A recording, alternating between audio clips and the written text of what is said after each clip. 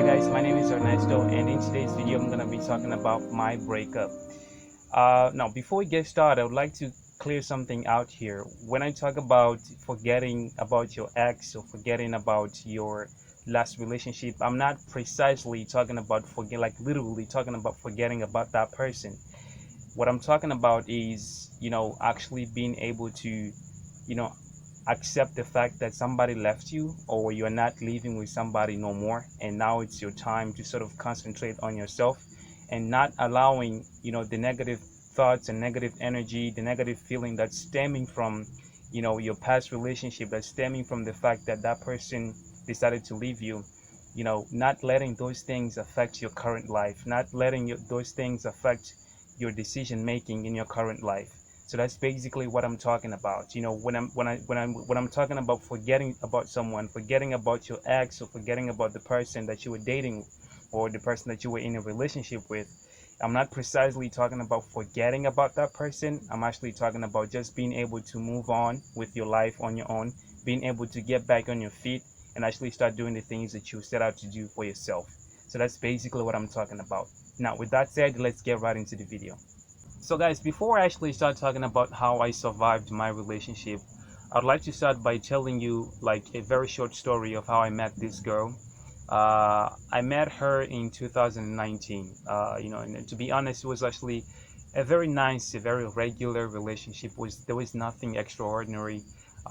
We had our ups and downs, of course. We had our dark moments, but it was a nice relationship. I trusted her. I do believe that she trusted me too. We were starting to plan things out. We're starting to foresee our future together, our possible future together, until she decided to leave me for no reason at all. you know um she just decided to go. Like, she didn't even explain why. Matter of fact, she didn't even say she was leaving me. I had to figure it out by myself. you know so after a year of dating, of being together and then sharing great moments together, and sometimes bad moments together, she just decided to leave me without any note, without no explanation, nothing. She just decided to go. And that's when I realized that I was going through a breakup. I didn't even know that it was a breakup. I mean, I was like, oh, maybe she just needed a little time, to kind of digest all the things that we have been going through. Uh, but then I was calling her, she was not responding. I was texting her, not responding. She was not calling me back or anything. That's when I realized that, hey, this girl is gone, man. I just need to, figure things out, you know. So that's when I realized that, we were no longer together. So I felt bad. I really started feeling really, like, extremely bad, to the point where I think I was, literally, I was in a very desperate situation. I was in a very, very desperate situation. I couldn't talk to anyone. I was always crying. And the main reason why that was happening is because, as somebody that you trusted, she was somebody that I trusted. She was somebody that I was starting to make plans with. Like, I was starting to foresee my future with. Like, okay, this is the person that I'm gonna be living with my entire life, like the rest of my life. Of course, we were young and dumb, but you know what I'm saying? Like, sometimes when you start planning your future with someone, it's hard to sort of, all of a sudden you lose that person for no explanation, without explanation or anything, for no reason at all. So it was really hard for me to kind of accept that. And that's when I started kind of blaming myself. Like, maybe I did something wrong. Oh my God, maybe, because at that time I didn't treat her right. Maybe because I didn't buy her the gift that I was supposed to buy her. When it was all these things. I was always feeling like I'm the one to blame for what has happened. Always trying to find ways to kind of, put myself down and make myself feel bad, and make myself, the one to blame because of, what has happened. Um, and then I was like that for months. I stayed like that for months. Until my mom sort of started to realize that I was not okay. I was not behaving normally. So she knocked my bedroom door, And then I opened up, and then she's like, what's going on with you? I gotta know. Like, tell me what's going on. And I was like, Mom, there's nothing going on. I'm good. And it's like, stop pretending. You're not okay. I know you. So you know, I started like talking to my mom, like, yo, the girl that used to come here, like, she's no longer here. She's gone now, and I'm by myself. We broke up. So I told my mom that I broke up with her. I mean, she broke up with me literally, and we were no longer together. So my mom, she was like, it's okay, you just need a little bit of time. Time is gonna heal your wounds, and it's gonna kind of fix your heart and stuff like that. I'm like, thank you. So I was like, thank you, Mom, I really appreciate it. You kind of giving me that word of encouragement to sort of get back on my feet. I truly understand that, but it's not that easy. She was someone that I trusted. She was someone that I used to share my life with. I mean, she knows me inside out. She knows like everything about me. So like, and all of a sudden that person leaves you, like, wow, it leaves like a very, like a hole inside. Like you, all of a sudden you feel like, man, you've lost everything. And the worst thing is that as you were planning your future with that person, and then all of a sudden that person just decided to leave you. It's like, now you can't imagine living your life without that person. Like, the absence of that person in your life is what's killing you. So once again, I was blaming myself, always kind of trying to find flaws in me that would justify the reason why she left me. Does that make sense? Like, I was always trying to find ways, like, to justify why the reason why she left me. And I was really bad because I was always like, oh, maybe because I'm not that good looking, maybe because I'm short, maybe because I look like this, I look like that, maybe because I speak like this, I speak like that. I'm not like starting to compare myself with some other people out there. It's like, damn. So that's how I felt for months. you know so now we're gonna actually talk about like how I actually got over it, and how I started to kind of concentrate on me a little bit more, and kind of how I actually ended up surviving that period, kind of managed to survive that. So after I think 3 4 months, I decided to like, I started to understand that, damn man, I was wasting so much of my time on something that I didn't think that was essential. Like, 4 months, it's a lot of time. So I decided to do something about it. you know and my mom was always telling me like, yo, you gotta find something to do, bro. Like, come on.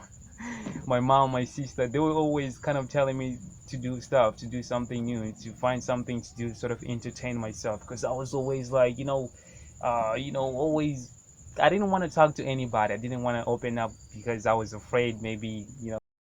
And when you are in that state of mind, it's really complicated. It's hard for you to socialize, to talk, even to, I mean, it's really, really bad. Those of you who are going through breakup situations now, you guys might relate to that too. So, so what happened is the very thing that I did sort of overcome the breakup situation was to find something that would distract me from thinking about her, from thinking about the breakup, from thinking about what has happened. So when you're always thinking about someone, as I was always thinking about her, always thinking about the good times that we had together, always thinking about how I would feel whenever she was with me, and stuff like that, which makes it worse. You start kind of, wow, the situation just worsens when you do that. So I needed to find something that would kind of suppress that feeling, that would kind of annihilate that. You know what I'm saying? Like, that would sort of make that disappear. I needed to find something, and I think I couldn't have found anything better than just books. I and again, I'm not out. I hated books for real. Like, I didn't love books at all. Like, I'm a my eyes are lazy. my eyes are lazy. Like I didn't love reading books. Like that was like that was the last thing I wanted to do.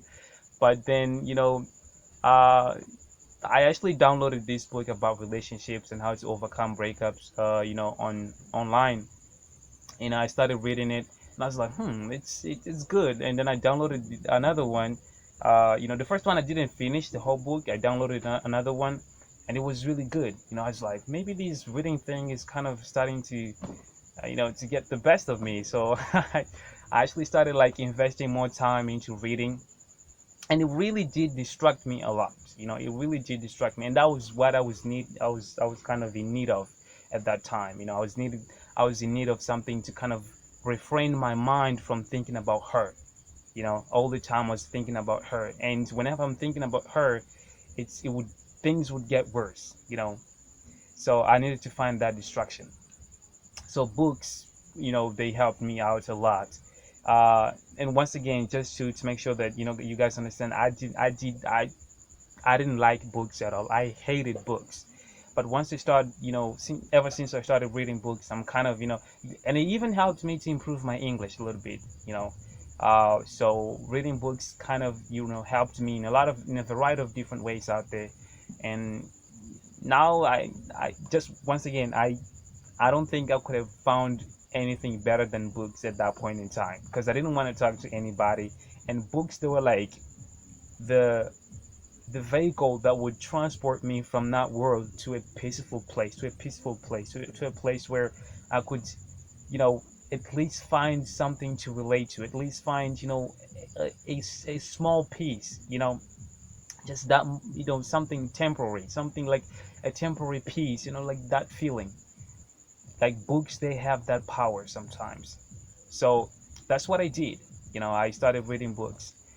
And the second thing I did was I started working out. I started exercising, a little bit. And the first thing I did was I actually bought myself, I struggled a little bit to kind of, do this. I bought myself a pair of running shoes.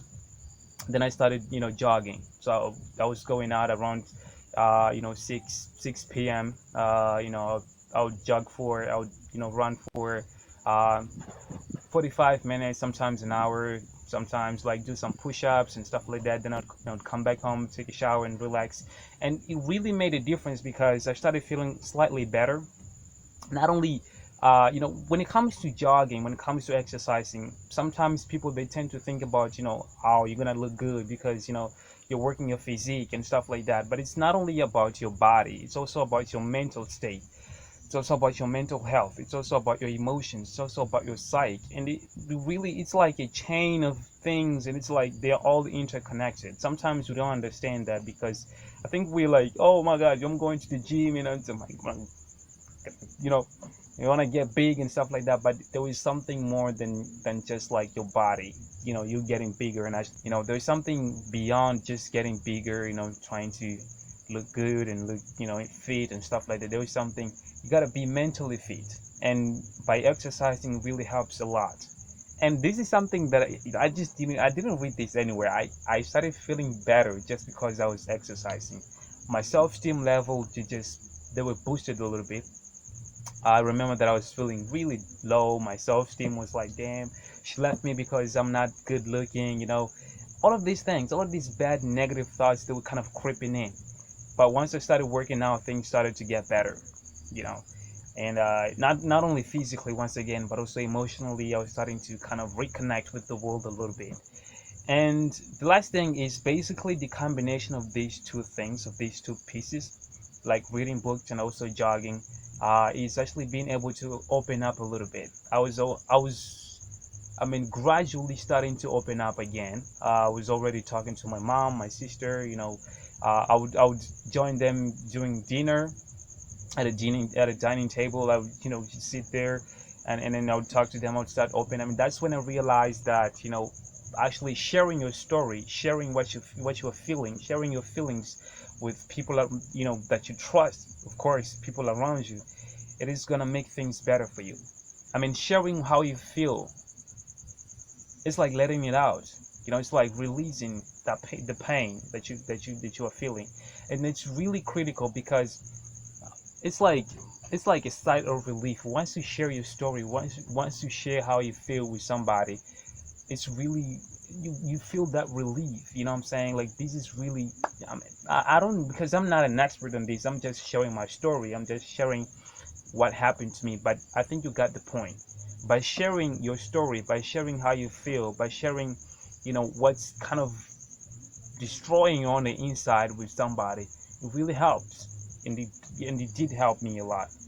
So that's when I started opening up a little bit, and I started kind of, regaining my composure and regaining my reboosting my self-esteem levels, and it really helped me a lot. So those are the three things that kind of helped me out when it comes to, overcoming adversities during my breakup situations. During my breakup situation, so the first thing I did was reading books. The second thing I did was jogging, and the combination of those two gave me the possibility to start, opening up and actually talking to some other people out there, around, within my family. So this is actually what I wanted to talk about today.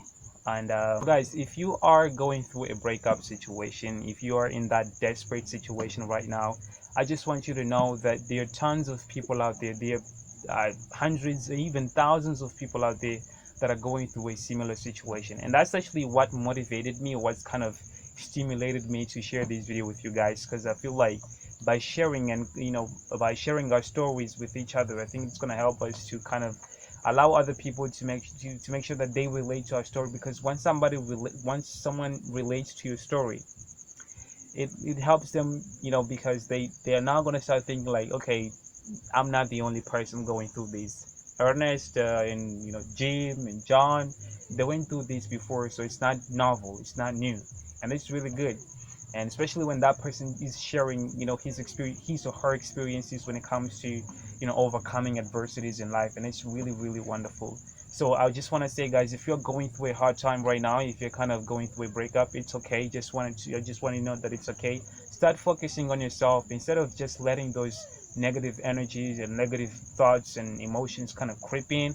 Make sure that you guys, make sure that you concentrate on yourself, direct that energy towards yourself, work on yourself, make yourself feel better by actually, going out a little bit, sharing your story with someone, sharing what you're feeling with someone else, reading a book. I don't know, like, find something to do instead of just, staying at home and crying and sobbing all day long. That is actually going to make things worse. But if you do the things that I said, that I, told you to do, I think this is really going to help you. And of course, you can always find some other things out there for you to do and make yourself feel better again, and get yourself back on your feet. That's what matters the most. So guys, thank you for watching, and I really appreciate it. See you.